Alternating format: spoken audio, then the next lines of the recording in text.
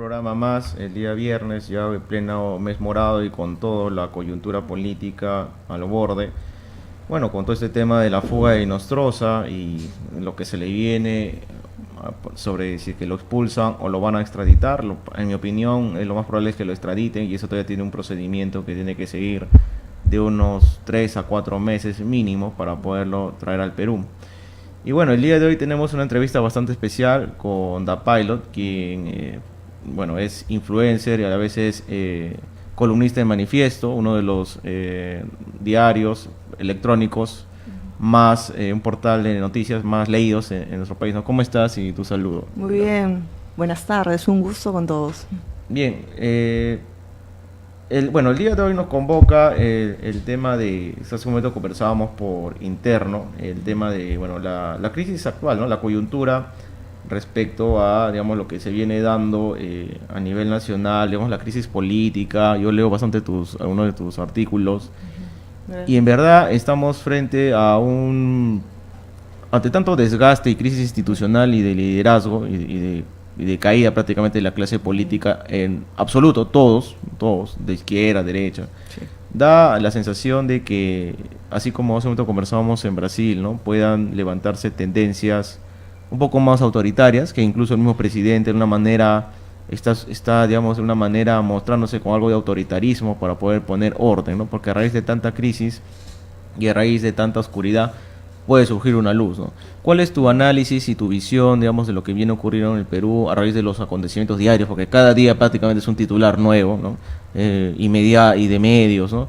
Frente, digamos, a la realidad de fondo que vivimos frente, digamos, a grupos de intereses económicos, tanto de izquierda como de derecha, que cada quien, digamos, son en el fondo los que están detrás en sí de las campañas políticas y, bueno, en general, los gobiernos que se han dado a través del Perú, ¿no? ¿Qué es lo que nos puedes decir? Claro. Bueno, que en realidad coincido con lo que sí se puede, digamos, desarrollar una tendencia a cierta postura radical, ya sea de izquierda o de derecha, entonces como que puede ser peligroso y fructífero a la vez.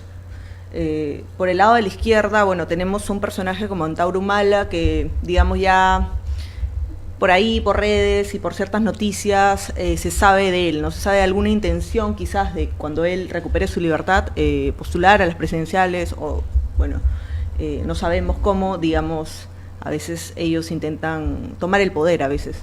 Ese tipo de personas con ese tipo de ideas. Y bueno, por el otro lado, también por el lado de la derecha, quizás si tenemos suerte pueda pasar en Perú algo como lo que está sucediendo en Brasil con Jair Bolsonaro, que es muy interesante, la verdad. ¿Tú piensas que de alguna manera también la postura de la izquierda radical podría ser lo que ocurra con...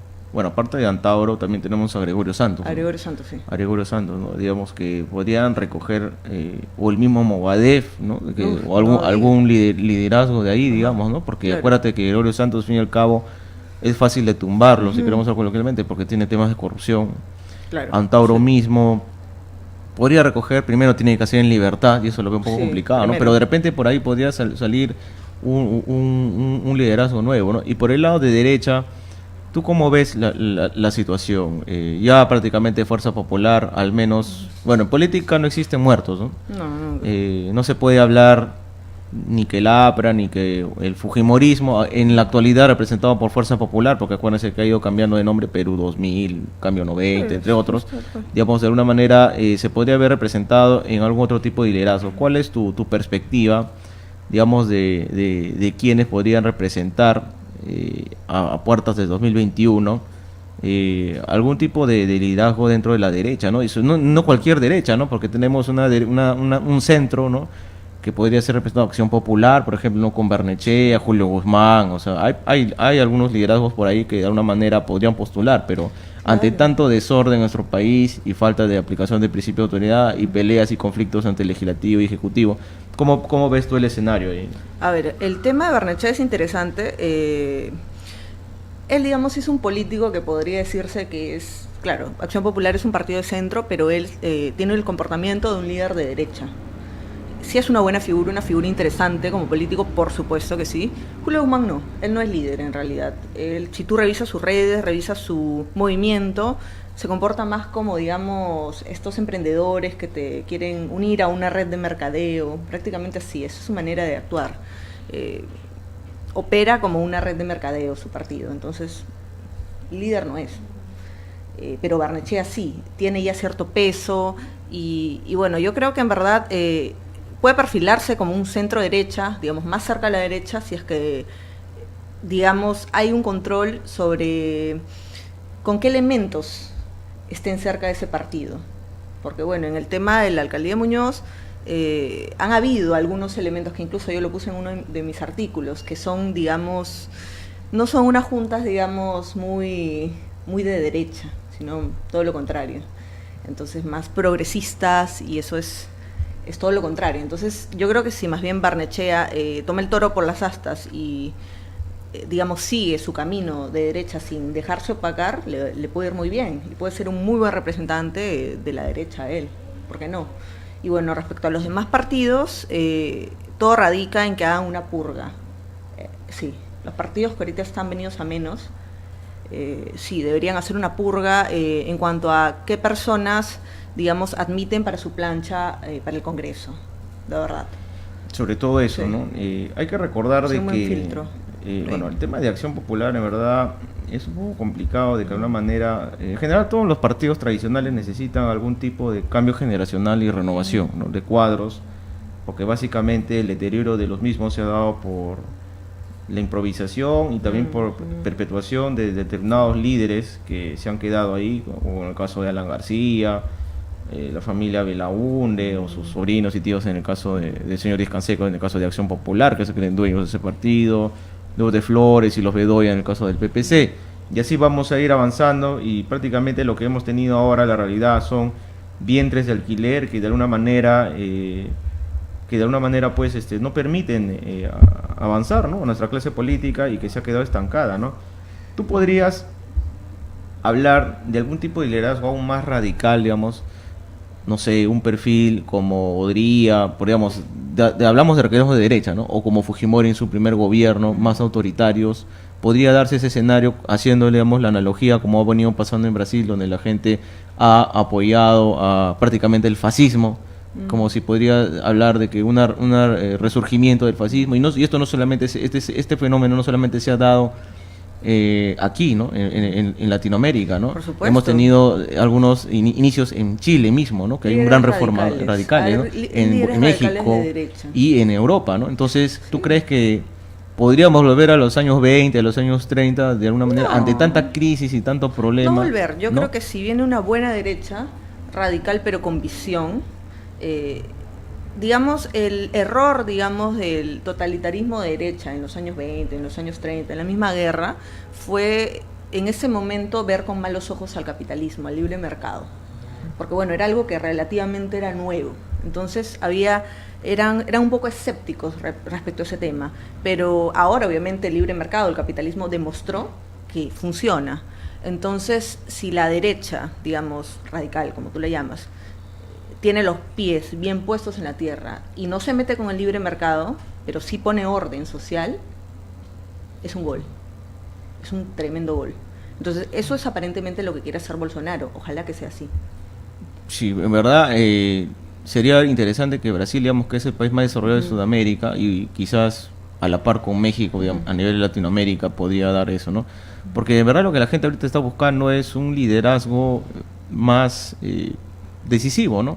Porque al Perú, aunque de repente unas personas no compartirán alguna idea o lo que yo hablo, los gobiernos totalmente democráticos, como de Toledo, como de PPK, como de Humala, que de alguna manera también la pasó suavecito, digamos, esos gobiernos medios tembleques, por llamarlo así, no dan resultados, ¿no? Si bien es cierto, digamos, todos tienen libertades y todos tienen derechos, pero a veces el peruano peca mucho de confianza, de no cumplir las normas. O sea, tenemos leyes de avanzada, pero no se cumplen porque no hay principio de autoridad. Y la aplicación del principio de autoridad no necesariamente tiene que ver con ser dictador, ¿no? Como, digamos, de alguna manera los caviares o los de izquierda quieren darle ese rostro, ese tufo, ese halo, para que haya un miedo. Lo interesante es que ahora se está perdiendo el miedo hacia la derecha radical, entre comillas radical, pero en realidad vendría a ser una derecha bien puesta. Se está perdiendo el miedo, ¿por qué? Porque la izquierda actualmente, al menos en este país, ha hecho un mamarracho. Y ellos han quedado de una manera han quedado de una manera pésima, la verdad, por sus actos, porque ellos paran todo el tiempo peleándose, en vez de estar, digamos, organizados, unidos, como cualquier partido político debería estar. Entonces, eso, más que desconfianza, ya crea una desazón, o sea, ya ni siquiera son tomados en cuenta. Entonces, imagínate, ahora la cosa yo la veo, digamos, con posibilidades, con proyección para la derecha y para el centro. Ahora, que ellos aprovechen eso, es ya cuestión de ellos. Si no lo aprovechan, pues ahí sí la izquierda se puede meter por los palos, por supuesto. Claro, ¿no? Sobre todo con ese discurso populista y que engañan a muchas masas. Por ejemplo, tenemos los casos en la región Junín, donde ha ganado un señor que está ligado a la izquierda. En el caso de Puno aún es más grave, ¿no? Porque acuérdate que está Duviri, ¿no? Con ideas radicales. Y que de alguna manera disfrazan, ¿no? Porque hay que recordar que socialistas y comunistas tienen el nombre, porque ahora se les comprueba casos de corrupción más grandes y el gran ejemplo universal, que es el tema del lavajato, con Brasil y con Lula, y con ese es, digamos, el tema, ¿no? Entonces, ahora, hablar de fascismo o hablar de derecha, para mí al menos, se ve mejor representada con el nacionalismo. Bueno, nacionalismo de derecha, porque hay un nacionalismo de izquierda que quiere expropiar todo, y el nacionalismo de derecha, que es justamente lo que tú planteas. Con los pies en la tierra. Claro, con los pies en la tierra, la economía social de mercado, pero con reglas claras, y proteger la industria nacional, claro, como hace Estados Unidos. Pues, claro, ¿no? Es que es así. Por ejemplo, Donald Trump es un republicano. Aquí sería bueno que exista un partido republicano, por supuesto, pero no hay. Entonces lo más parecido es digamos, la derecha que tenemos ahí, digamos, tambaleando. Pero bueno, Donald Trump es un líder de derecha muy bueno, que ahorita la economía de Estados Unidos le está levantando de una manera espectacular, y hasta sus detractores están empezando a reconocerlo. Incluso, él no es tonto, él está, digamos, haciendo leyes también para acercarse a los artistas, ha promulgado una ley, digamos, para los músicos, para la música, que debió haber sido, digamos, dada hace, digamos, 30 años, y recién se da con Trump. Entonces, él sabe también que tiene que hacer ciertas alianzas, tiene que también preocuparse por ciertos sectores que en el inicio fueron contra él. Entonces, es un buen líder, es un buen político, es muy inteligente y es un empresario nato. Entonces, él es un ejemplo de la derecha en Norteamérica, y bueno, ahorita en Brasil, Dios mediante, salga Jair Bolsonaro para ver qué sucede. Y bueno, Sudamérica instintivamente siempre sigue a Brasil. ¿Tú qué cosa crees de ganar Bolsonaro, que existen muy altas probabilidades, y de instaurar un gobierno con relativo éxito como el del Donald Trump? ¿Estaríamos hablando de una ola del fascismo o de la derecha instaurada, así como hubo un tiempo de los de izquierda, donde representaba por, bueno, Lula, Bachelet, claro, Bachelet, todos de izquierda, y que no funcionó, Ecuador, Guatemala, el mismo Colombia, casi que iba a ganar, en Argentina, Kirchner, ¿no? Entonces, ¿tú crees que ese tiempo de más o menos 20 años que tuvieron en el gobierno, y donde nació en Brasil, porque acuérdate que todo surge con Lula, con esta corriente progresista, del tema de la gestión pública, y surge, ¿no?, desde el patrimonialismo que tanto hablaban, y ahora pasar, digamos, a la otra vertiente, prácticamente al otro lado, ante la defraudación al pueblo, porque, ¿no?, hay un fracaso absoluto ya prácticamente del sistema, porque hay que recordar que, si bien es cierto, la caída de la izquierda, del comunismo, socialismo en general, surge en otros países en el 89, todavía de alguna manera se ha mantenido, ¿no?, con la caída del muro de Berlín, que cae el socialismo en todo lo que es Europa, Estados Unidos prácticamente destruida, pero en Latinoamérica sí sobrevivía, porque hay mucha pobreza y hay mucho resentimiento y hay mucha exclusión, ¿no? Pero ahora ¿tú crees que el caso Lavajato sería el muro de Berlín de los caviares y de la izquierda acá en Latinoamérica? Es muy probable, bueno, al menos en Brasil, porque está muy fresco. ¿Y en Perú también? ¿Tú cómo piensas? Sí, claro, en Perú todavía falta, digamos, el tema de las sanciones. Las sanciones. El tema de las sanciones, acá no tenemos preso a nadie prácticamente. En Ecuador, ¿no? En Chile también se ha dado el caso. Entonces, cuando se comience a dar, que va a darse, sí, dependiendo de lo que sucede con Brasil, Latinoamérica tiende a ser instintivamente a seguirlo. Entonces, sí, hay grandes probabilidades. Ahora, el tema de que un régimen de derecha, de izquierda, esté en una región, yo creo que más pasa, más que por el tema ideológico en estos tiempos, Ya en estos tiempos ya no son épocas en las que a las personas se les puede engañar fácilmente con una ideología. Yo creo que más pasa por el hecho de los números. Tú tienes una economía buena, tienes un país feliz. Entonces, yo creo que poco le importa a la gente si son de derecha, de centro o izquierda. Si funciona, ellos están felices. Entonces es un buen gobierno a las finales. Y lamentablemente la izquierda no se lleva bien con el libre mercado. Entonces desde ahí ya nacen con fecha de caducidad esos partidos. Entonces podríamos decir que si es que tiene un relativo éxito Brasil con el nuevo gobierno que se puede llegar a instaurar, podría copiarse en el Perú, en todas otras regiones, también que digamos justo sí. si entre este año, el próximo año juramenta, estamos hablando de 2 a 3 años de gestión, que puede de alguna manera resultar y surgir, digamos, una derecha que de alguna manera, para mí al menos de lo que he podido revisar, podría estar representada por Ramón Castilla o por Manuel Odría acá en el Perú, ¿no? Porque, y quizás Fujimori en su primer gobierno, ¿no? Una derecha un poco más de poner orden, nacionalista, hasta bueno, Fujimori sabemos, Odría también sabemos que al final, bueno, creo que cuando uno trata de, digamos, enquistarse en el poder, vienen estos problemas de la corrupción y los cuestionamientos, pero digamos, las reformas que hicieron en su momento, mismo Ramón Castilla, prácticamente todas las instituciones que tiene el Perú es lo que él creó, ¿no? Y muchos de ellos, había muchos opositores, era todavía el tiempo de los militarismos. Entonces, ¿tú piensas de que podría replicarse, al menos en el Perú, esto, suponiendo que bueno, todo lo del abajato, con la nueva información que se viene, para mí al menos, Fuerza Popular, todos prácticamente van a caer, ¿no? Si no es de repente por el tema de las sanciones, mediáticamente la gente ya ha demostrado de alguna manera en muchas de las provincias y regiones darle la espalda a la política tradicional, ¿no? Salvo Lima, porque bueno, Muñoz se vendió solo y no sé si será tanto el triunfo de Acción Popular, pero para mí Muñoz es una marca independiente, ¿no? Claro, y también fue coyuntural. También. Coyuntural, claro. Hubieron bastantes aspectos que bueno, también Rayardo también se durmió en sus laureles, entonces tampoco es bueno, ¿no? Pero sí, aquí hay grandes posibilidades. Y yo no diría replicar, porque ya han pasado prácticamente 100 años más, 100 años de diferencia de lo que tú me dices, ¿no? Y bueno, respecto a la Fujimori, lo bueno siempre se tiene que tomar. El tema de las reformas económicas que hizo, que encontró un país en ruinas y bueno, ¿no? Lo sacó adelante como pudo. Eso es lo interesante, eso es lo bueno, lo rescatable. Pero ahora tenemos la suerte de que no tenemos un país que esté en ruinas económicamente hablando, pero sí está, digamos, hay una pequeña recesión aquí. Actualmente la gente ya no está gastando tanto como antes. Entonces, bueno, también hay un tema, hay problemas aquí en este país.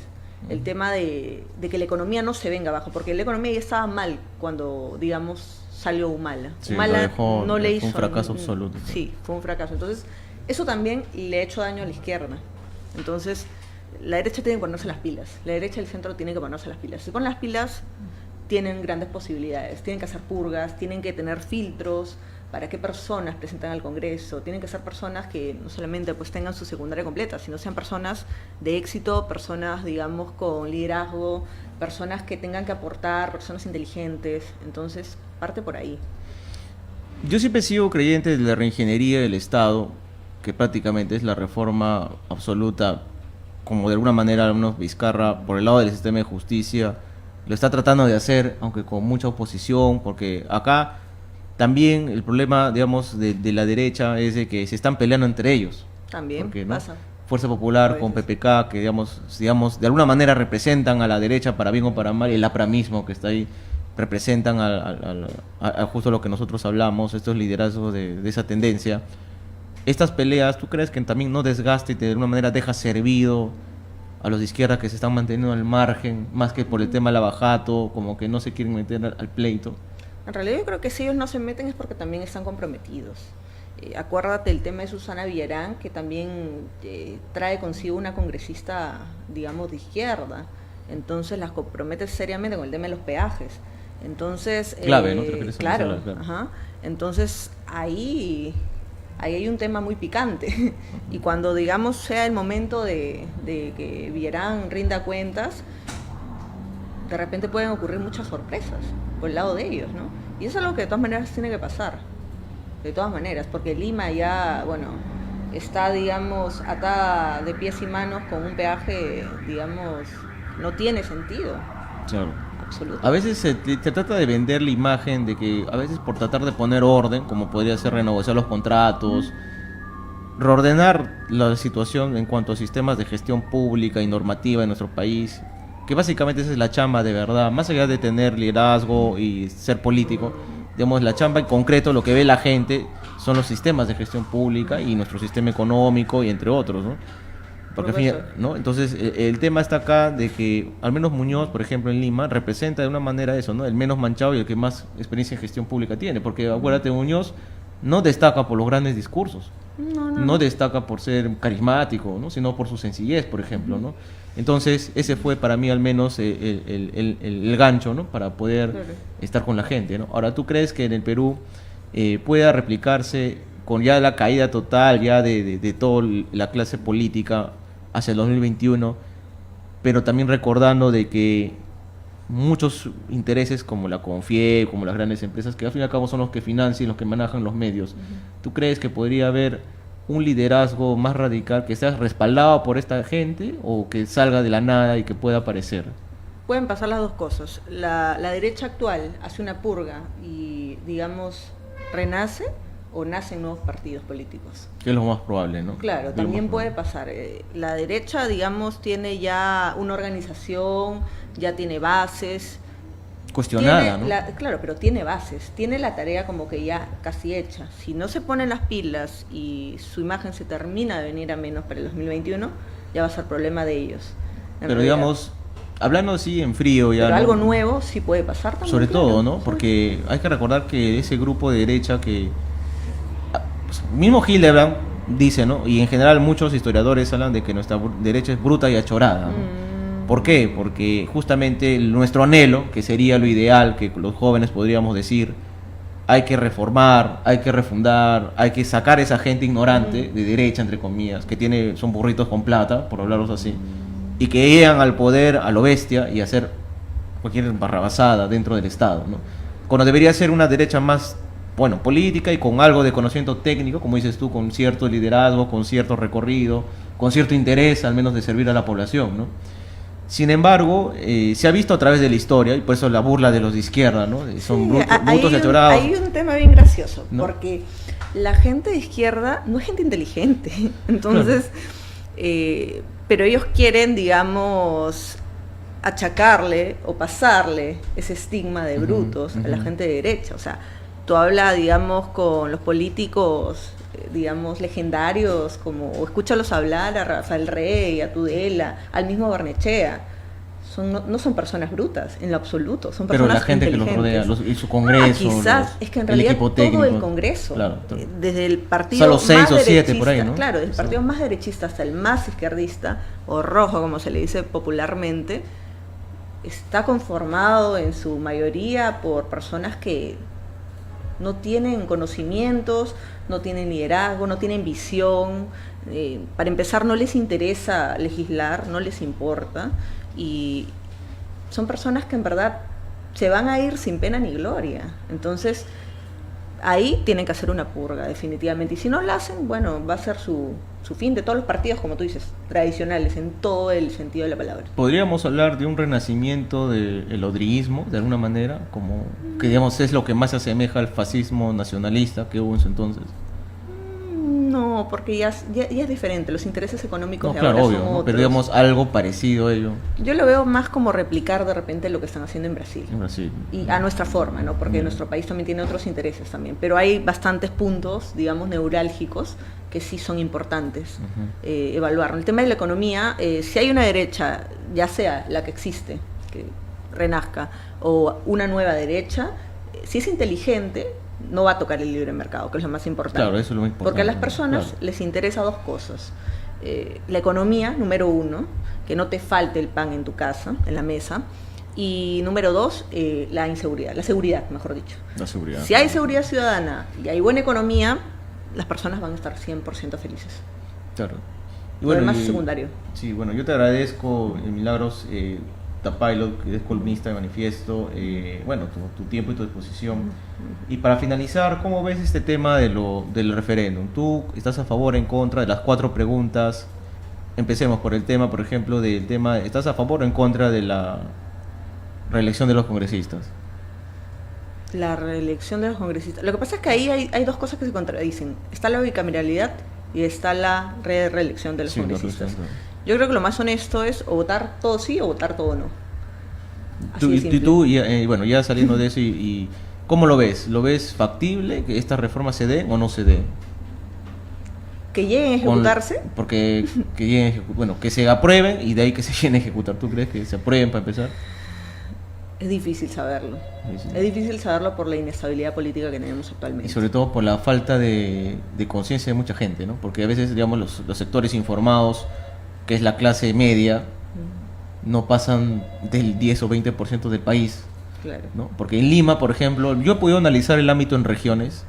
Lima aprendió a votar por Muñoz, digamos, es un rostro totalmente distinto a la política tradicional representada por Regiardo, por Urresti, ¿no? Y Belmo mismo y los que venían. Pero sin embargo vemos escenarios como Arequipa mismo, que es una ciudad grande, en la región Junín, en el norte, mismo Puno, en Cusco. De alguna manera todavía este tema de los pseudocacicazgos, ¿no? Está vigente, porque yo pienso que sobre todo es por la ignorancia a veces, no por hablar mal, pero digamos ignorancia, falta de cultura de nuestra gente, que a veces se deja convencer por quién invierte más en la campaña para que gane, ¿no? Pero al menos Lima, que está representado por más de 3 millones de votantes, que digamos es, 10 millones de votantes, que digamos la tercera parte de votantes del país, ya aprendió de una manera a votar. ¿Tú crees que bajo esta perspectiva 20 millones no sabrían o no se sabe qué votarían? ¿Tú, para ti, sí o no? ¿Quién gana? Mire, ¿Sí a las reformas o no a las reformas? Dependiendo cómo la vendan, cómo hagan digamos, cómo informen a las personas en el interior del país. Eso es lo más importante, porque hay una desidia de los políticos de informar, de hacer las campañas realmente satisfactorias, de informar a fondo. Entonces, como tú dices, a veces engañan a las personas. Esperemos que no suceda, ¿no? Y esperemos que tampoco suceda esta suerte de golpe de Estado light que, digamos, se está voceando por ahí. No, sí, pues se habla de que fue imagínate llegar al golpismo. Ahora inclusive ya estamos ahorita Imagínate. hablando de la disolución del Congreso porque le han planteado una cuestión de confianza, una censura al presidente del Consejo de Ministros. Por ende, el presidente presentaría una cuestión de confianza y de rechazarse podría haber una posible disolución del Congreso. Por el tema de Inostroza. Sí, claro, hace un momento Sí, acaban bueno, de presentar. lo que sucede es con él de que ahí está el video no miente, él asume que fue el 7, no el 17, el tema de que ya tenía conocimiento. Claro. Y es más, da una breve explicación, entonces no es que es un lapsus, no es un lapsus. Ahora, lo más inteligente que debería hacer Vizcarra es retirar ese elemento para mantener la poca estabilidad que todavía hay, si es que esas son sus intenciones. Si es que su intención no es cerrar el Congreso, a las finales se va a ver, se va a ver a las finales. Bueno, Milagros, conocida como la Pilot, quien es columnista de Manifiesto y a la vez influencer. Bueno, yo te agradezco por tu tiempo y bueno, será hasta un próximo programa el próximo viernes. Muchas gracias.